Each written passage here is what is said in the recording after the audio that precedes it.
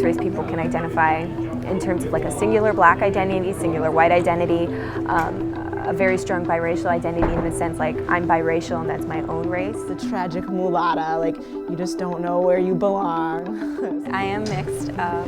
My mom's black and my dad's white. Just mixed. That's mixed. Black and white. Mixed race.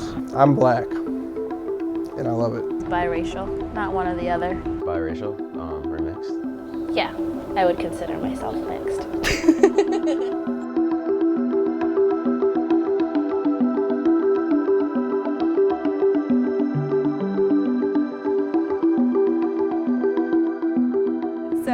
My mom is black. She's an immigrant from Haiti. She came to the United States when she was 10. My mother's Ethiopian and my father's German American. My dad is a white American of Pennsylvania Dutch heritage. I am born from a 100% German mother and then a Brazilian Italian father. My mom is from the island of Nevis in the Caribbean, and my father's Italian. My mother, she's from a island in the Caribbean called Antigua, and my father, he's of Jewish descent. My mother is Jewish and white. My father is African, and my mother is white.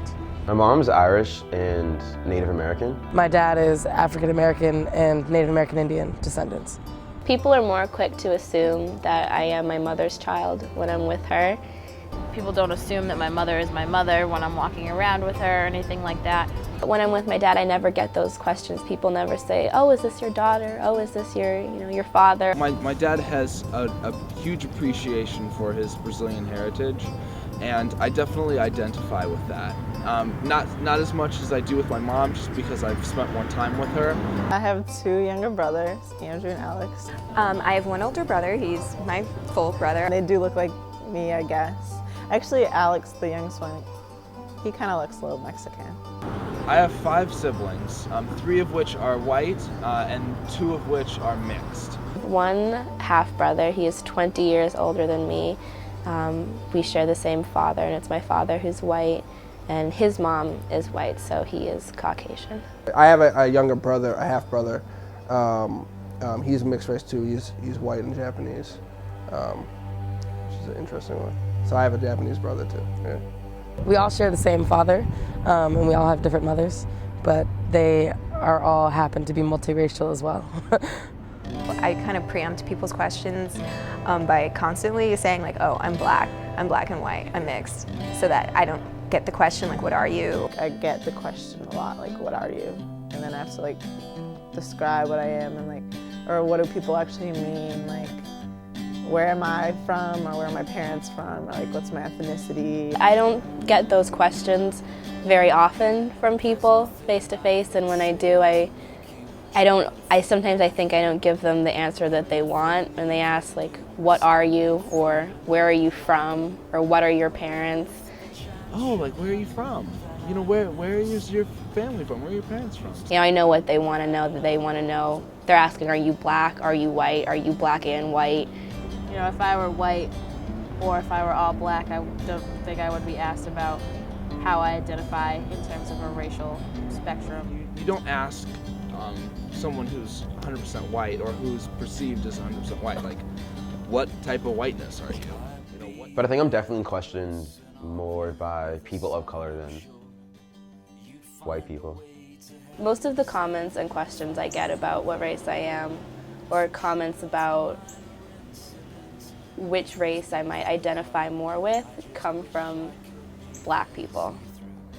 Questioning in an inquisitive way, I don't find offensive. I guess it depends on the context and like the motives for somebody bringing it up. It used to make me feel uncomfortable. I don't, now I'm not uncomfortable by it. Now I just kind of understand the fact that people are just curious. I definitely don't bring up my racial identity. But you do have to put yourself in a category. You can't just be, so to speak, race. I know a lot of kids who come from mixed race homes have often felt that they have to identify with one group or the other, but sometimes I think that pressure comes from outside sources. People often like to have you pick one thing or put you in a box or like kind of have you set an identifier for yourself, and I don't think that's very fair or right. They want to define me, which they don't really understand how annoying that is because they never have to do that because they're white. Like, period. They're white, they don't have to do that. And they don't get defined in the same way. And it's not as offensive to their sense of self or something when other people are doing that. It's just so annoying. And these are like my best friends too. The question has come up a lot. You know, which one do you identify as more so? Just say, I don't identify as me being biracial. Basically saying I'm not black enough or my ancestry isn't black enough, so I can't consider myself a black male, is offensive. It's about how you relate, and if you relate as you're black and you're mixed, then okay, that's fine. Like, that's how you relate, but I don't relate the same way. There's a whole other side of me that has a completely separate culture, has a completely separate history. I have a friend who loves pointing out how my skin color doesn't differ from other white people's, which happens to be the most annoying thing on earth. I'm brown, I'm visibly distinct. There's a certain association I have with, I guess, the black race more than the white race, only because I'm perceived as a minority or as a person of color. I'm not obviously perceived as white. I do consider Obama our first black president, and I think I'm being very hypocritical in doing that because I don't think of myself as black, and Obama's just as black as I am. If you are black and white historically in the United States, you will be considered black. I don't think that's vanished yet, and I think people will get treated like they're black. It's sort of like the one drop rule that comes up again. You know, it used to be if you were any part of your blood was black, you were considered black. If you're black, then you're black. You're only black, like the one drop rule. Am I fulfilling a white stereotype, a black stereotype, or whatever? And I'm definitely part of the black community, but that is not my only part of life. Understand things from person to person. I think any other way would be unfair.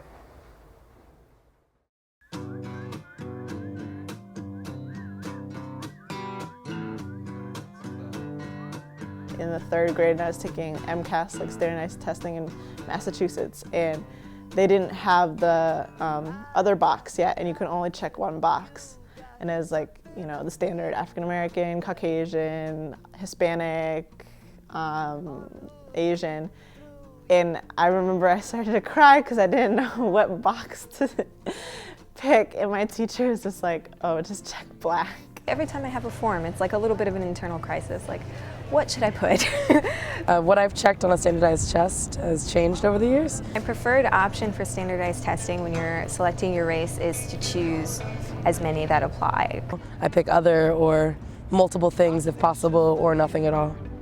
Either if there's a mixed race category, then I do that. Although more frequently, I do the African American or multiple on standardized tests. I check black and white, or multiracial or other. I check black. A lot of times it's a questionnaire like about how I feel the MBTA is doing their job, and they ask my race, and I think, why does that matter? Assume that affirmative action or something like that will be taken into account, then I'll definitely take advantage of it and check black. When I applied to college, in applying for financial aid, I know my mom was definitely like, make sure you check off the black box. There are so many economic benefits in colleges and scholarships and fellowships to be African American or be mixed race, and so a lot of times I feel like I'm almost forced to check the African American or the black or the Hispanic, check boxes, even though I personally identify more with my white heritage. I've half felt guilty about it before, because it's kind of like, am I somebody who should be benefiting from identifying as black? But I do identify as black in addition to white. I don't feel like I have the face-to-face discrimination, like people aren't gonna be like, oh, I'm not gonna hire you because you're black. They're gonna be like, you're black, but you're light black, so you're even better, Being biracial, it just kind of more so confuses people. It's like, well, you know what, when is life not confusing? So I'm just gonna sit with that.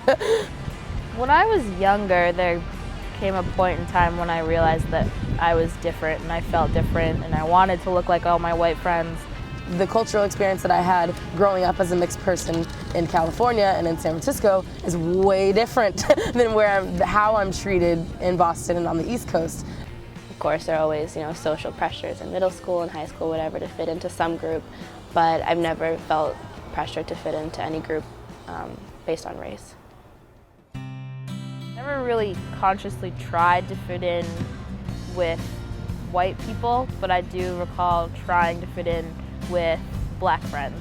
I definitely tried to, certainly in the way I talked and stuff like that, but I think I grew out of that. I grew into myself as an individual. I think when I first came to college, I had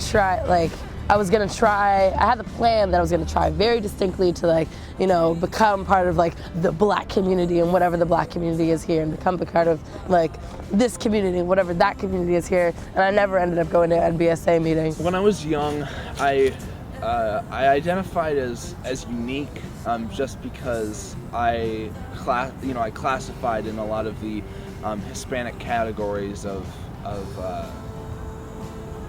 just like middle school, elementary politics. I never felt different growing up, and I attribute that to the fact that my parents never talked about race. There was never a conversation, to be had where, all right, Nicoya, sit down, we have to talk about some things.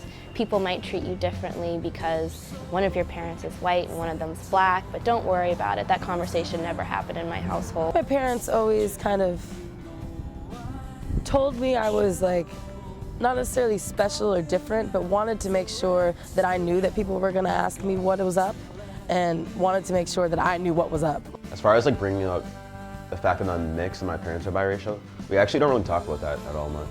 Regardless of whether it was good, bad, different, or other, it was just this is who you are, and you are many things.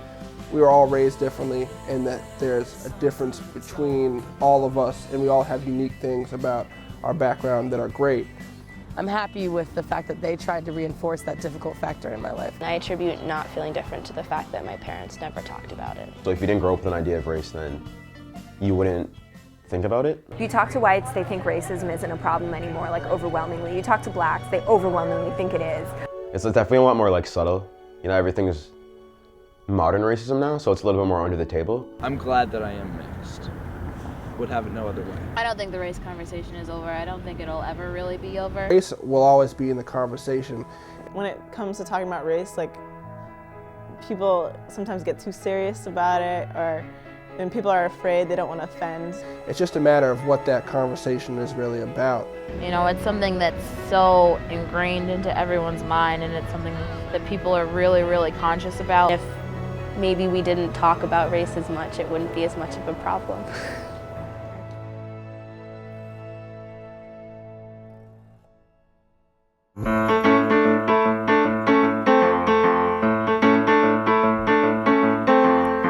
We go